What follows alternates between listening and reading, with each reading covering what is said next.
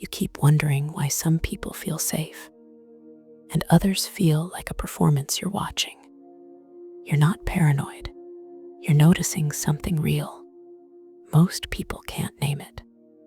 They just know something feels off. A smile that lasts too long. Enthusiasm that doesn't match the moment. Someone who agrees too quickly, compliments too often, but you walk away feeling watched. Not cared for, just watched. Here's what no one tells you. Your nervous system already knows the difference between the real kindness and the strategic one, but your mind keeps overruling it. You think you're being judgmental. You think you're reading too much into things. So you ignore the quiet alarm going off in your chest and you stay. You engage. You try harder to like them back. By the end of this, you'll understand why certain people make you feel guilty for noticing what they're actually doing.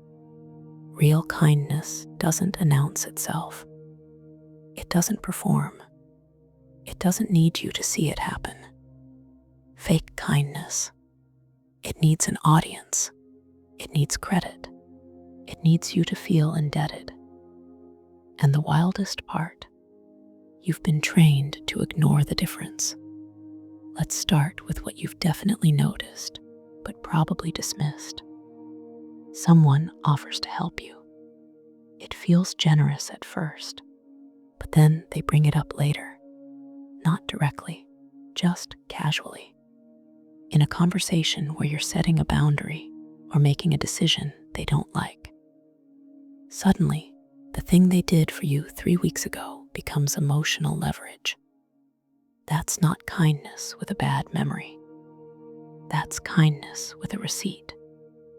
Real generosity doesn't keep score because it was never a transaction. Fake kindness is always collecting.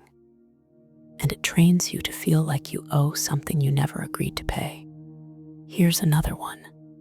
You tell someone something personal. Maybe you're struggling.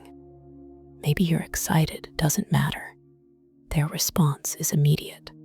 It's warm and so validating. But 5 minutes later, you realize they just made your thing about them. They flipped it, shared their own story, gave advice you didn't ask for. Suddenly, you're comforting them or listening to their perspective on your life. That's not connection. That's redirect. They didn't hear you. They waited for an opening. And you walk away feeling like you shared something, but you're somehow emptier than before.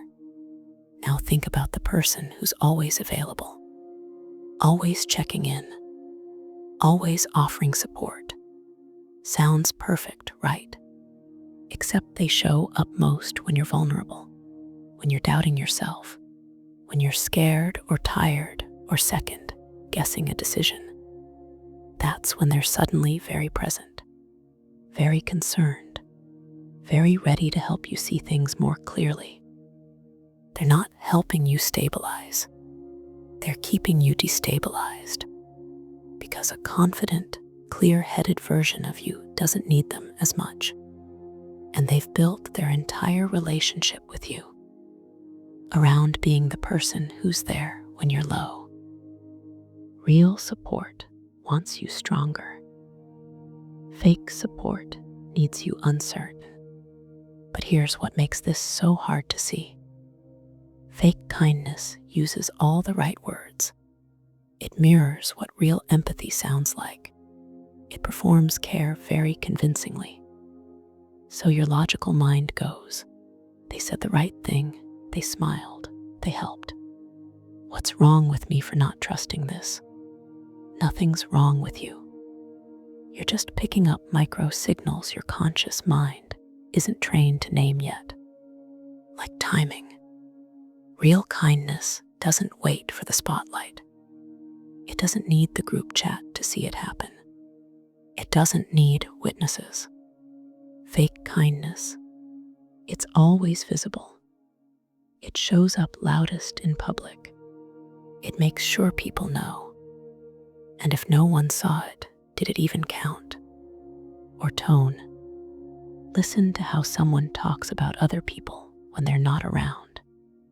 If their kindness toward you is warm, but their words about others are cold, cutting, or dismissive, that's not selective honesty. That's selective performance. You're just currently on the liked list, and that list changes. Real kindness has a consistent temperature. Fake kindness has a thermostat that adjusts based on who's watching. Here's the one that messes people up the most. Someone is kind to you, but every time you succeed at something, there's a weird pause, a shift. Maybe they congratulate you, but it's wrapped in something else. A joke that stings, a comment about how lucky you are, a reminder of when you failed before, or they just change the subject fast. That's not support. That's tolerance. They're okay with you doing well as long as you don't do better than them. As long as your win doesn't make them feel smaller. And the second it does, the kindness becomes conditional. You'll notice fake kindness always has a limit, a threshold. Cross it, and the warmth drops. Sometimes instantly, sometimes slowly, but it drops. Now let's talk about the guilt, because this is where fake kindness does its deepest damage. When you start pulling back from someone whose kindness feels off, you don't feel relieved. You feel bad. You feel ungrateful. You feel like you're the problem because they didn't do anything wrong, right? They were nice. They helped. They said kind things. And now you're the one creating distance. Here's what's actually happening. Fake kindness is designed to make you feel in debt. It's a loan you never asked for.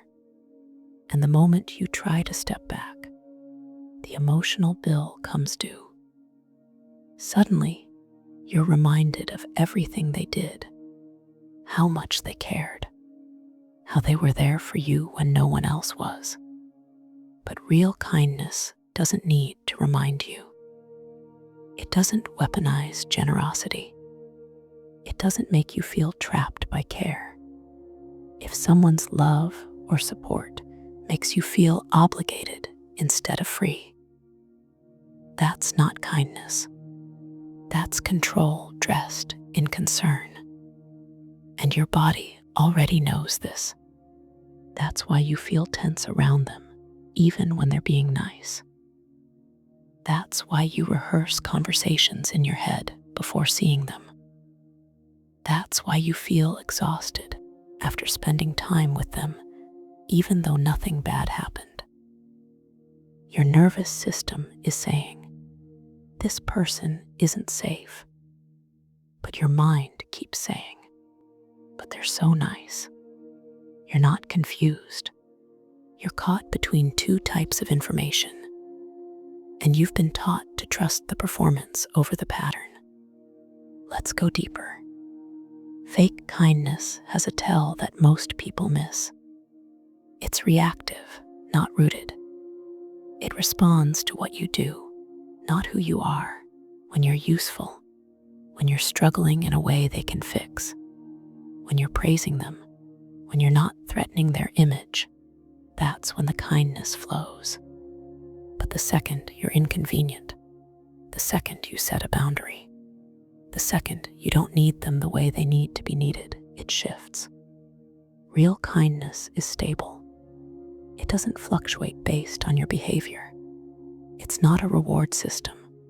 Here's another layer. Pay attention to how someone reacts when you say no. Just small and a reasonable one. I can't make it. I need some space. I'd rather not talk about that right now. Does the kindness stay, or does it freeze? If someone's warmth is conditional on your compliance. That's not respect. That's management. They're not being kind to you. They're being kind at you. And it only works when you cooperate. Now think about apologies. When someone with real kindness messes up, they acknowledge it. They sit with the discomfort. They don't rush past it. They don't make it about how bad they feel or how hard they're trying. They just own it and let you have your reaction. Fake kindness. The apology is a performance too. It's fast and also a big one. It's designed to make you feel like you have to forgive immediately or you're being cruel. They're not sorry they hurt you. They're uncomfortable that you're upset, and they need that discomfort to end. So the apology isn't for you. It's to reset the image. You end up comforting them for hurting you. And somehow, you're the one who feels guilty. Here's the part that makes you doubt yourself the most. Sometimes, the kindness is real in the moment. It's not all fake. That's what makes it so confusing. They genuinely help sometimes. They genuinely care about certain things, but it's inconsistent. And the inconsistency follows a pattern. It shows up when it benefits them, when it makes them look good, when you're in a position to return the favor later. That's not connection. That's investment. And you're the portfolio. Let's talk about what this does to you over time. You stop trusting your instincts. You second guess your gut. You start thinking every kind person might be performing. You become hypervigilant. Or worse, you become numb. You accept shallow kindness because at least it's predictable. At least it's not asking you to believe in something that might disappoint you later. And that's the real damage. Fake kindness doesn't just hurt in the moment. It rewires how you receive care. It makes you suspicious of generosity. It makes you feel like an audition is happening every time someone is nice to you. But here's what you need to understand. The problem isn't that you're too sensitive. The problem is that you were taught kindness is about the action, not the intent behind it. You were taught to be grateful for the gesture and ignore the aftertaste. You were taught that questioning someone's motive makes you cynical. But motive is everything. The same action with different intent creates completely different outcomes. Someone can give you advice to help you grow or to keep you small. Someone can offer support to empower you or to make you dependent. Someone can be present to connect or to collect. And your job isn't to assume the best. Your job is to notice the pattern and trust what you see. Here's the shift. Real kindness doesn't need you to be a certain way. It doesn't require you to stay small, stay grateful, stay struggling, or stay available. It doesn't keep tabs. It doesn't rehearse. It doesn't perform. Real kindness is quiet. It's consistent. It doesn't change when you grow. It doesn't punish you for boundaries. It doesn't make you feel like you owe your peace in exchange for care. And when you've been around fake kindness long enough, real kindness almost feels boring. Because it's not dramatic. It's not loud. It doesn't make grand gestures or claim credit.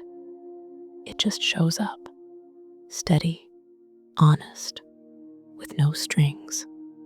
Your nervous system will feel the difference before your mind does. You'll notice you're not bracing. You're not performing. You're not managing someone else's feelings. while pretending they're managing yours. You'll just feel lighter. So no, you're not broken for noticing when kindness feels like a strategy. You're aware. And awareness isn't cynicism. It's clarity. You've been sensing the gap between what people say and what they mean, between the smile and the agenda, between the offer and the expectation. And instead of trusting that, you've been trying to talk yourself out of it. So stop doing that. Your instincts aren't making you paranoid. They're making you selective. And that's not cold. That's self-preservation. Fake kindness isn't kind. It's a trade. And you were never told the terms. Comment understood if this made something click. You're not alone. You can stay connected here if you want more of this kind of clarity.